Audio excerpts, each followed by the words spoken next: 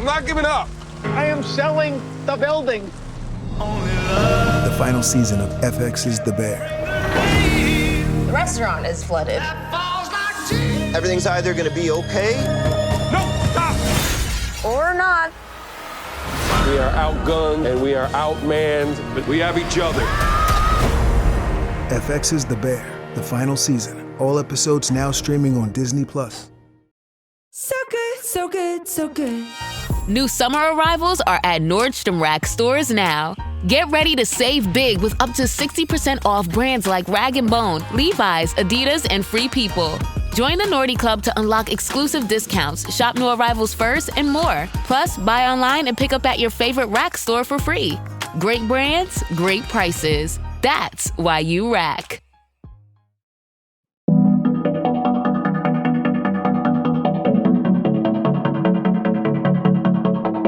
In the quiet city of Kofu, nestled in Japan's Yamanashi Prefecture, something extraordinary happened on a winter evening in 1975. It began with two 8-year-old children. But what they saw that night would become one of Japan's most studied and most controversial UFO encounters. The case is known as the Kofu Incident, and in UFO literature, it is often ranked alongside the world's most credible close encounter of the third kind reports.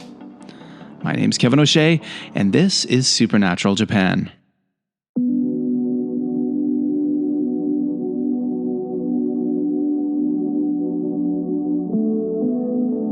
Sometime before 7 p.m. on the evening of February 23, 1975, two grade school boys, Masato Kawano and Katsuhiro Yamahata, were roller skating near the Hinode housing estate in Kamimachi, Kofu, Yamanashi, Japan, when they noticed a pair of glittering orange UFOs frolicking in the sky above. The enthralled boys stared in awe as the larger of the two objects broke away and flew towards Mount Otago, while the smaller one slowly descended to the ground, landing amongst the crops of a vineyard behind the estate. At first, they assumed the lights were aircraft, possibly distant planes reflecting city glow or routine flight paths crossing the region. However, the movement of the objects quickly changed that assumption.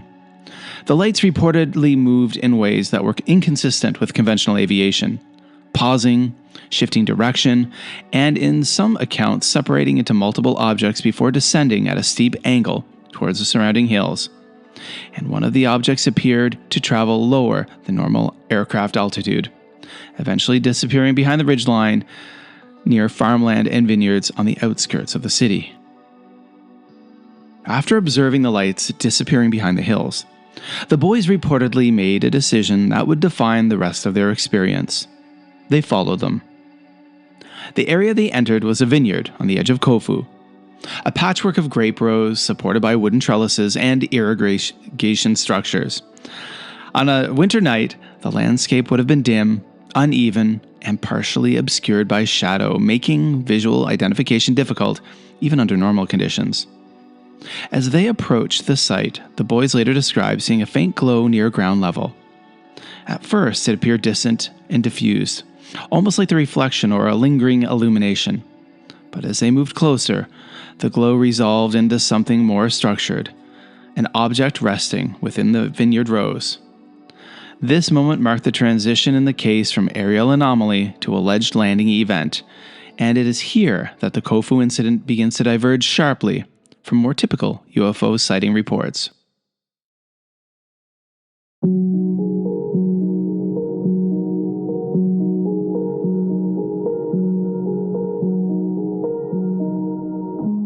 The object described by witnesses was said to be disc-like in shape, with a dome on the top and a metallic surface that reflected faint ambient light. Its size was estimated in later reconstructions to be comparable to a small car or agricultural machinery, though exact dimensions vary depending on retelling. The craft reportedly rested in 3 rounded supports or landing structures, lifting it slightly above the ground, and the witnesses described a faint mechanical sound, sometimes interpreted as clicking or a low electrical vibration, though the dominant impression was one of near silence, with no audible engine noise typical of helicopters or aircraft. One of the most commonly repeated details in UFO archives is the impression that the object was not damaged or crashed, but rather intentionally positioned, as though it had landed under control. This distinction is important in UFO classification, as it suggests functionality rather than an accident. And at this point, the boys reportedly froze, observing the object from a short distance before noticing movement near it. While inspecting the craft, both Kawano and Yamahata were astounded to see a hatch open on the side of the craft and a ladder automatically extended down to the ground below. The boys watched in stunned silence as a bizarre humanoid creature disembarked from the ship. It was at that moment that the boys noticed another, smaller or similar-looking humanoid that remained inside the control room. Kawano and Yamahata reported that the first creature was long-armed, almost 4 feet tall, and was clad in a glowing or reflective silver uniform. The Kofu entity's skin was described as being dark brown and covered in wrinkles, so dense that they obscured any noticeable features, save 3 2-inch-long metal fangs. The alien apparently began to explore the terrain, seeming oblivious to the enthralled duo staring at it. That was until it abruptly turned and placed one of its hands on Yamahata's shoulder, patting him twice and uttering a series of sounds that the boys did not understand, but they said it sounded like a tape recorder running backwards. What separates the Kofu incident from many childhood UFO sightings is what happened after the children ran home, and the fact that adults did not simply dismiss it outright. Within days of the event, local teachers and community members reportedly returned to the vineyard area to examine the site more carefully. The location itself was a working agricultural plot, which meant any unusual disturbance in the soil or vines was immediately noticeable to people familiar with the land. According to multiple reconstructions of the case, investigators observed a rough circular area of disturbed ground, where the vineyard rows appeared compressed or uneven, and some accounts describe it as a heavy object had briefly rested on the soil, leaving subtle but noticeable impressions inconsistent with normal foot traffic or livestock activity.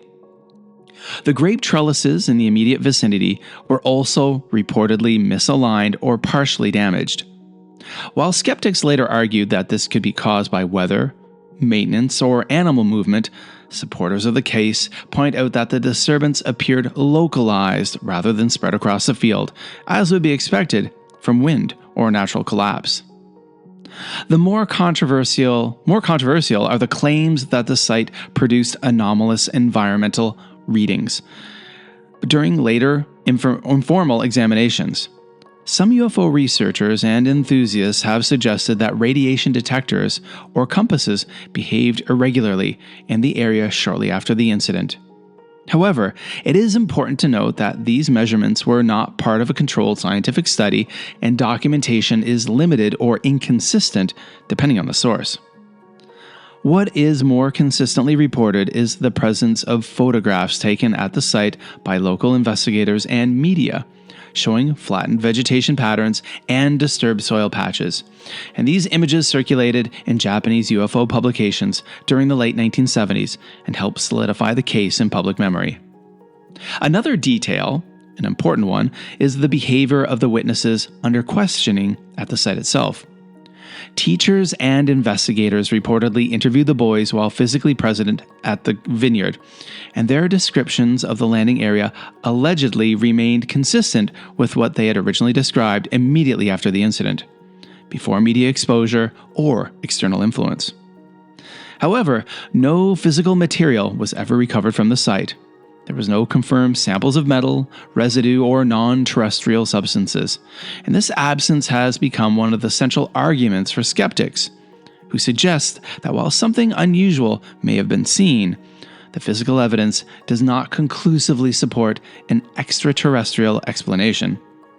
Still, among UFO researchers, the Kofu site remains significant because it represents a soft trace case, not defined by recovered artifacts, but by environmental disturbance, combined with consistent eyewitness testimony and rapid early documentation before the story became widely mythologized.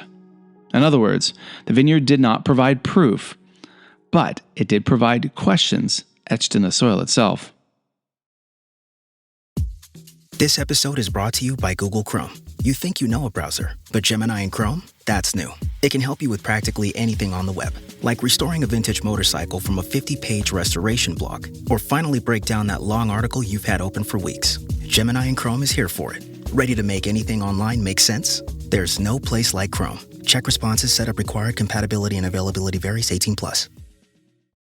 Study and play come together on a Windows 11 PC. And for a limited time, college students get the best of both worlds. Get the Unreal College Deal. Everything you need to study and play with select Windows 11 PCs. Eligible students get a year of Microsoft 365 Premium and a year of Xbox Game Pass Ultimate with a custom color Xbox wireless controller. Learn more at windows.com/student offer. While supplies last. Ends June 30th. Terms at aka.ms/collegepc.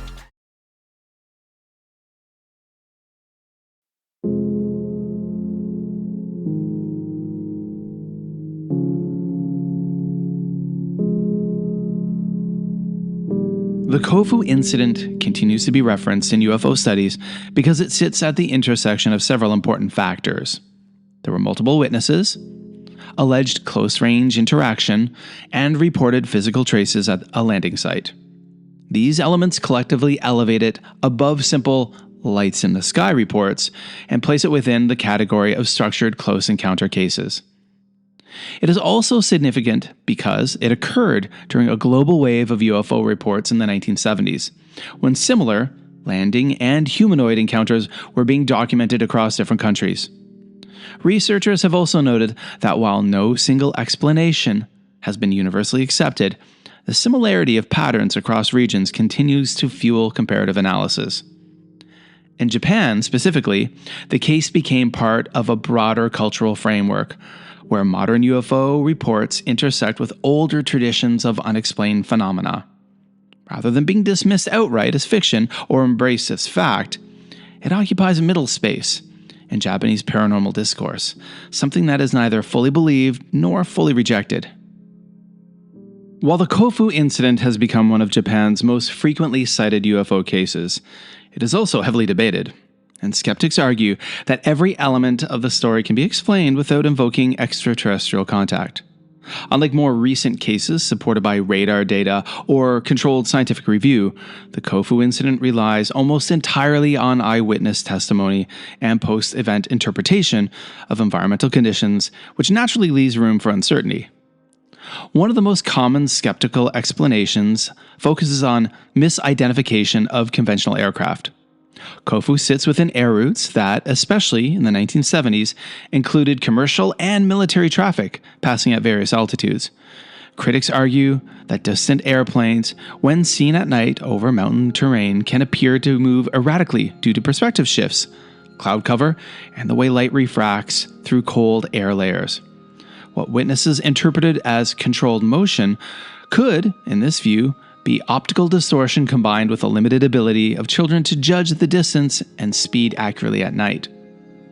Another major line of skepticism concerns the reliability of childhood testimony under stress. Psychological studies of memory formation suggest that emotionally intense events, especially those involving fear, surprise, or excitement, can lead to reconstruction of memory over time.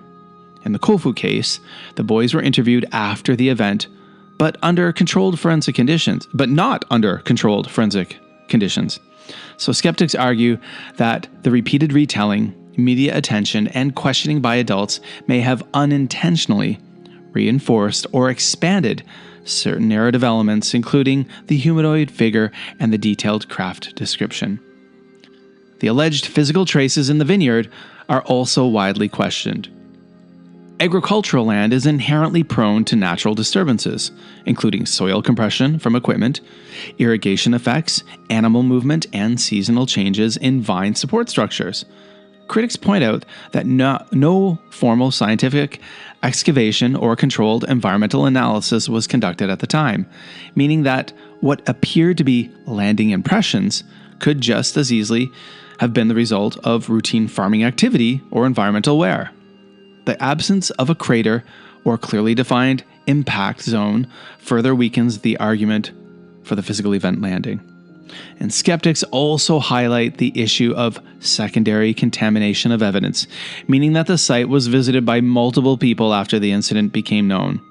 Once a location is publicly identified as a UFO landing site, it becomes difficult, if not impossible, to separate original conditions from later human interference. Foot traffic, media presence, and curiosity visits may have altered the ground conditions before any formal documentation could have been completed. Now, the reported radiation or electromagnetic anomalies are also considered especially weak from a scientific standpoint. These claims generally came from UFO enthusiasts rather than controlled studies, and the tools used were not calibrated or independently verified. In modern analysis, such readings would require repeatable measurement under controlled conditions, which did not occur in Kofu. As a result, these claims are often classified as anecdotal rather than evidential. So as you can see, guys, skeptics really poo-poo this case. Now, finally, here's another one for you. Some researchers propose a more general explanation rooted in social and cultural influence.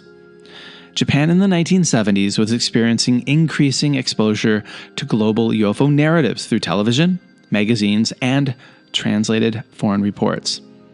Skeptics suggest the Kofu incident may reflect a convergence of media influence, childhood imagination, and misinterpreted natural phenomenon rather than an independent physical event. Yet, despite these criticisms, even skeptical researchers often acknowledged one important point. The Kofu incident is usually detailed for a non-adult encounter. Unusually detailed, I should say. And the consistency of the early reports is difficult to dismiss entirely. However, consistency alone is not considered proof of external reality in scientific investigation. So in the end, the skeptical position does not claim that nothing happened, but rather that what happened in Kofu may have been fully explainable through ordinary phenomenon, human perception limits, and post-event narrative development, without requiring the presence of a landed craft or non-human entity. And that tension between possibility and explanation is exactly why the Kofu incident remains one of Japan's most discussed mysteries. Wow. So again, skeptics always jump in with, lots of theories to debunk things. What do you guys think? What do you think, Supernatural Japan listeners? Today, the Kofu incident remains one of Japan's most discussed UFO cases. It continues to appear in documentaries, UFO archives, and paranormal research discussions worldwide. In Kofu itself, the story has become part of local UFO tourism culture, an explanation of how modern mystery becomes part of a regional identity. And last year was actually the 50th anniversary of this case. And I did read an article in the Japan News, the Yomiuri Shimbun, the Yomiuri newspaper, where they were commemorating, Kofu was commemorating, it's called the UFO City, and they had a whole bunch of action figures created of the alien that was apparently seen. And still, more than 50 years later, the central question remains unanswered. What exactly landed in that vineyard in 1975? And why did it choose to reveal itself there? I don't know, guys. What do you think? Supernatural Japan listeners, have you heard of this case before? Does it sound credible? I mean, the children who witnessed it, apparently their stories remained very consistent over the years, which is something that doesn't always happen. And a lot of adults, a lot of the people who investigated things at the time, believed them and said that this was really credible. What do you think, guys? I'm curious to know your opinion. Some say it was a misidentified aircraft, and others believe it was a rare moment of contact.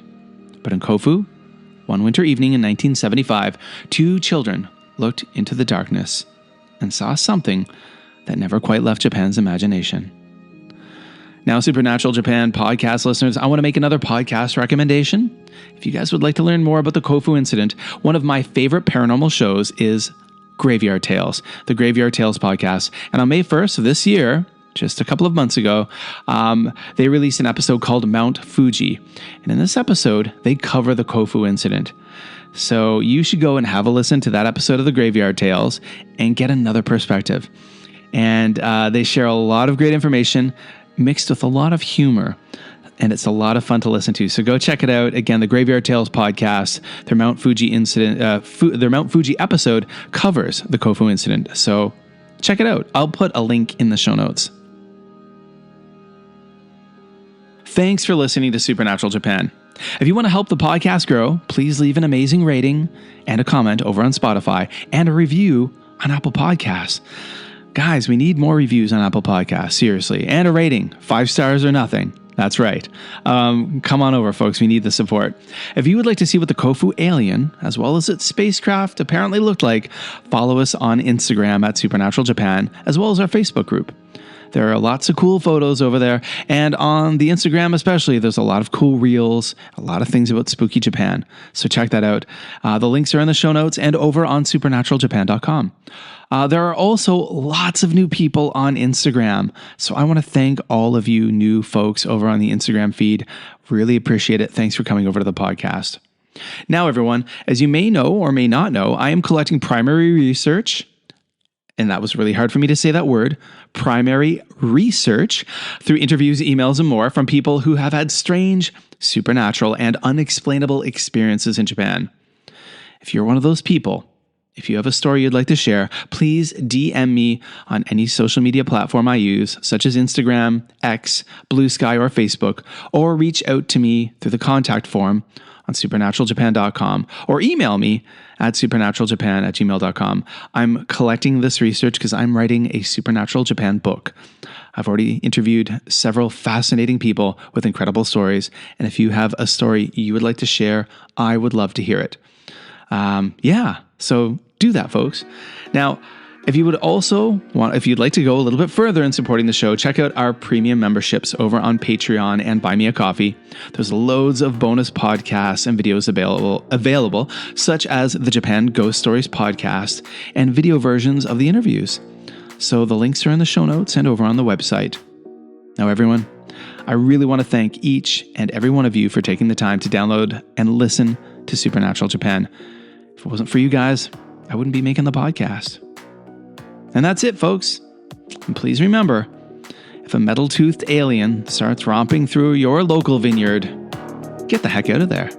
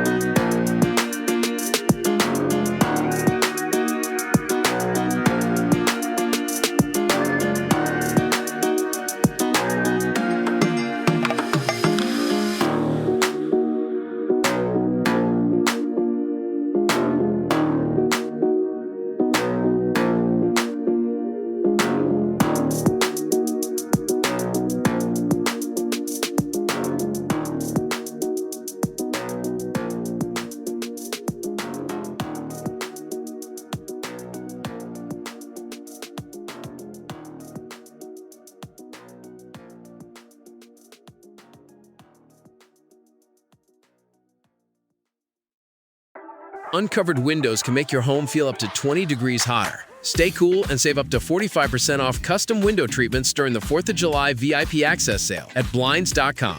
From outdoor shades to room darkening blinds, finding the perfect fit is easy. Get free samples, expert design help, and professional measure and install services. Or DIY it with confidence and support every step of the way.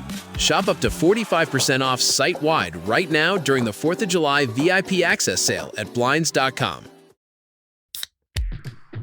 Athletic Brewing Company crafts award-winning non-alcoholic beers for those who want to be part of every round. With over 185 flavor awards, they're exceptional NA beers that fit your lifestyle and any social occasion. Summer's full of good times, and Athletic fits right in. Go to athleticbrewing.com to have brews delivered to your door, or find them at a bar, restaurant, or store near you. Near beer. Athletic Brewing Company, fit for all times.